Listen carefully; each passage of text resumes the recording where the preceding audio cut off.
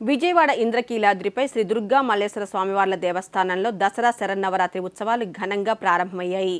ఈ ఏడాది అమ్మవారి ఉత్సవాలు 11 రోజులతో పాటు జరగనున్నాయి. ఈ తెల్లవారుజామున స్నపనాభిషేకం నిర్వహించారు. తొలి రోజు అమ్మవారు బాలా త్రిపుర సుందరి దేవి అలంకారంలో భక్తులకు దర్శనమిస్తున్నారు. బాలాదేవి ఎంతో మహిమాన్వితమైనది. శ్రీ బాలా మంత్రం సమస్త దేవి మంత్రాల్లో ముఖ్యమైనది. అందుకే శ్రీ విద్యోపాసకులు తొలుత బాలా మంత్రాన్ని ఉపదేశిస్తారు.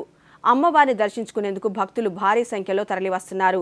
భక్తులకు ఎలాంటి అసౌకర్యం కలగకుండా అధికారులు అన్ని ఏర్పాట్లు చేసినట్లు ఆలయ కార్యనిర్వాహక అధికారి సీనా నాయక్ తెలిపారు.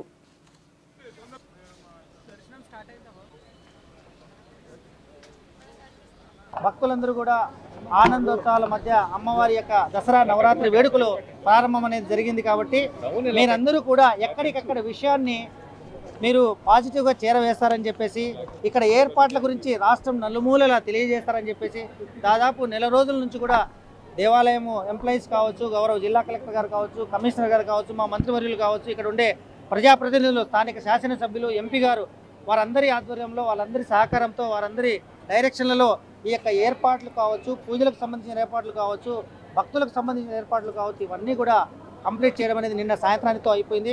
ఏమంటే మనకు రాత్రి భారీ వర్షం వల్ల అక్కడక్కడ కొద్దిగా మనకు వాటర్ నిలబడి ఉండింది.